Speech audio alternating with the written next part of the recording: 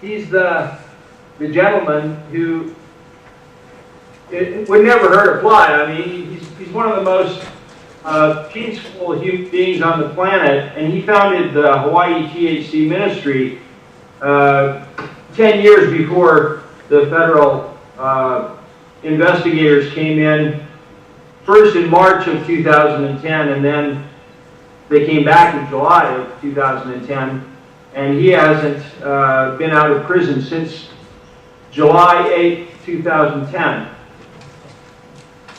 He wasn't even allowed to go home and see his mother when she was dying. He's been treated terribly. His wife isn't even allowed to visit him. Refused bail 8 times, as I said before, and Roger is a cultural pioneer. He's a visionary. He was the first person to have a hemp store in the United States. He had the Hawaiian Hemp Company on the Big Island in Hawaii. He's been on the Big Island of Hawaii for more than 27 years. The whole time he's been there, he's been a cannabis activist, cannabis educator.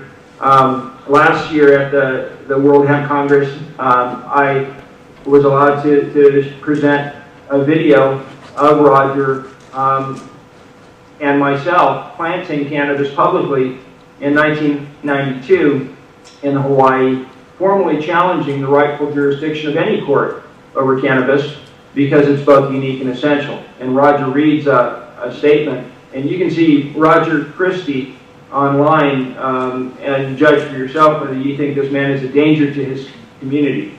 And that phrase is what has kept him on that island with the last 3 years and 1 month. So, you know, it's a symptom of imbalance, like so many symptoms of imbalance that we're facing. And what's just amazing is that these symptoms of imbalance can be healed by cannabis. It's truly a miraculous, sacramental plant by any measure.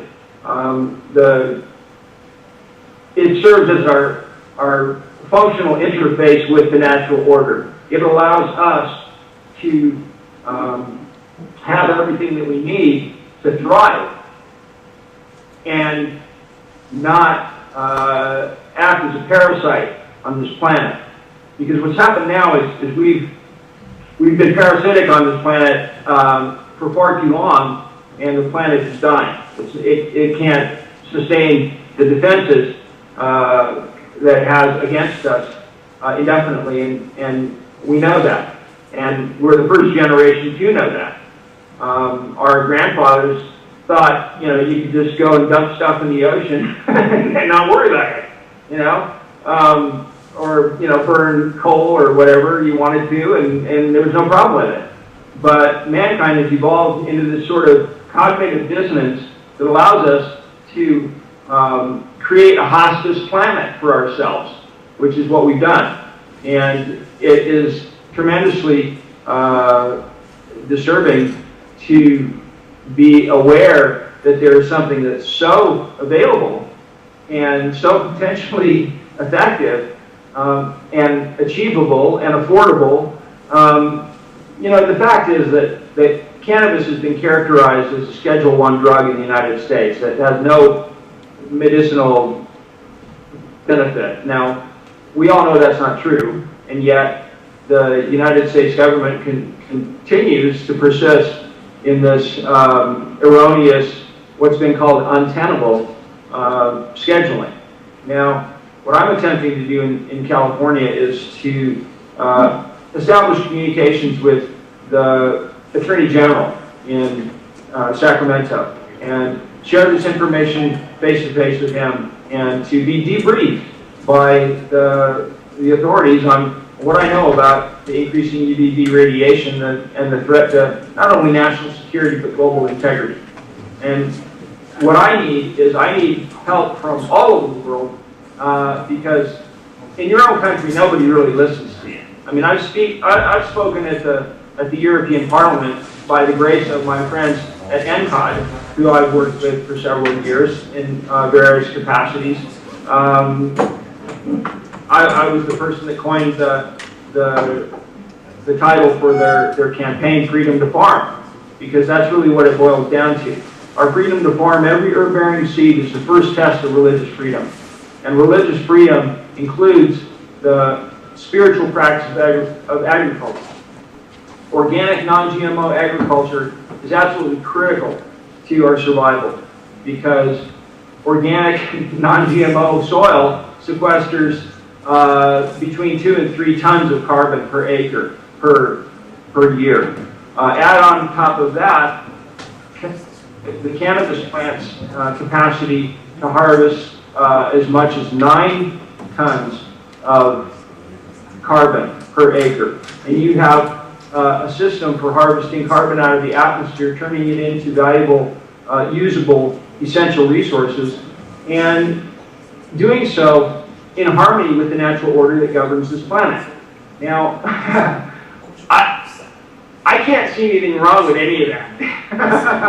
You know, and not only that, but it smells good, it tastes good. It's used in various products for flavoring. The terpenes are used to make hemp beer and hemp flavored wines, and they're also extremely good for you. They're just really powerful antioxidants, antifungal, antiviral, antibiotic. The terpenes and the flavonoids and the chlorophyll and the proteins and the essential fatty acids and the amino acids and all that stuff adds up to something that is dietarily essential for optimum health. And I can testify,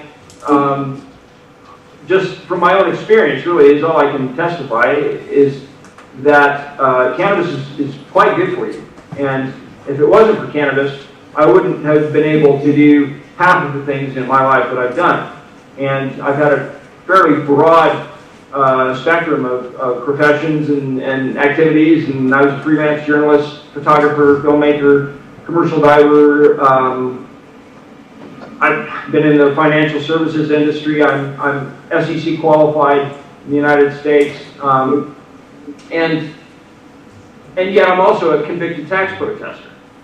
In 1996, I refused to give money to a government that puts people in jail for growing their own medicine, because taking a safe and effective herbal therapeutic away from people who are in pain is no different than torturing somebody who's well. I can testify to that from first-hand personal experience.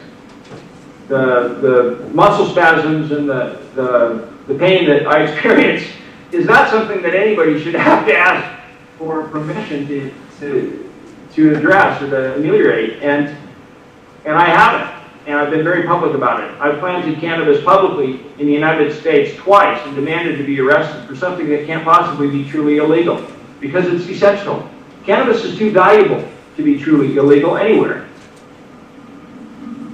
It is both unique and essential, and therefore valuable beyond the rightful jurisdiction of any court. And that really, you know, the fourth thing about cannabis that makes it both unique and essential, of course, are the healing properties of it. And particularly if you look at ingesting cannabis raw, I don't want to steal Dr. Courtney's fire, but I don't know if, you know, you folks are going to be able to hear him deliver his information, but I started making a drink I call leche verde with cannabis. It's the whole plant in a drink, and what you do is you make a tea from the roots, and you put the tea in a blender with the whole unhulled seeds, fresh, fertile from your garden if you can, organic, non-GMO for sure, and you throw in some leaves and buds and flowers and male flowers, pollen flowers and the female buds, and you blend it in spring water and strain it and drink it. And it's indescribable. I went from needing more than 9 hours of sleep every night when I lived in, you know, on 5 hours of sleep. And that is when I put the fundamental challenge of our time was when I was living in The Hague.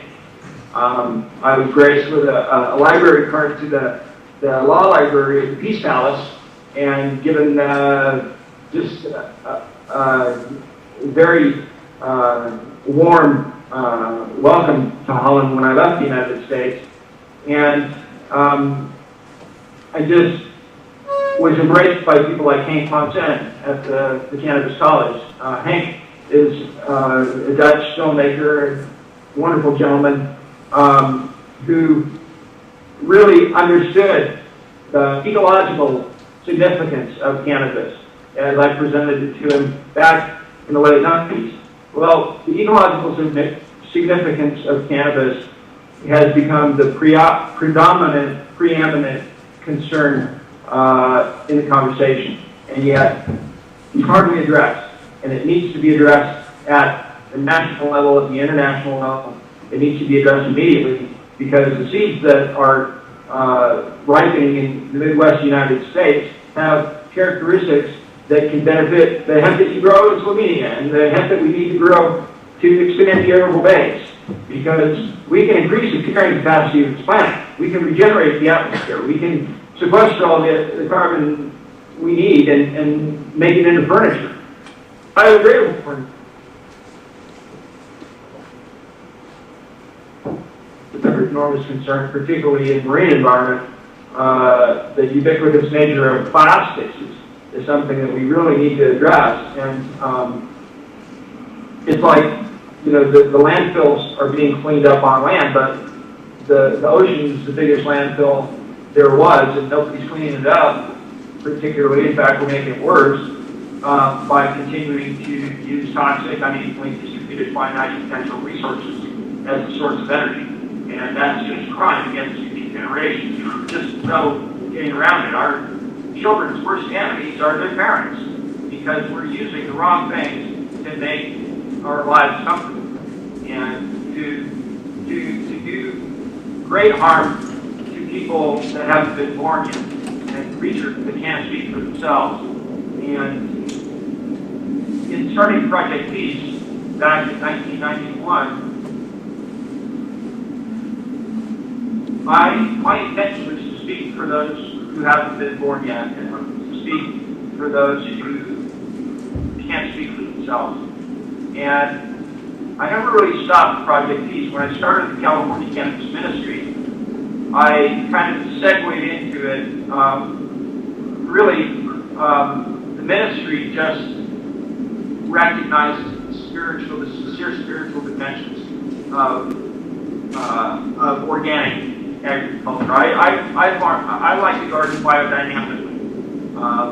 I like to do everything I can to view what I do with as much esoteric energy as possible. I don't necessarily believe in anything, but I don't disbelieve in very many things either. You know, UFOs, yeah, maybe, I don't know. But the point is that we do know something about this plant, and we need to act on it, because unless we produce monoterpenes in abundance,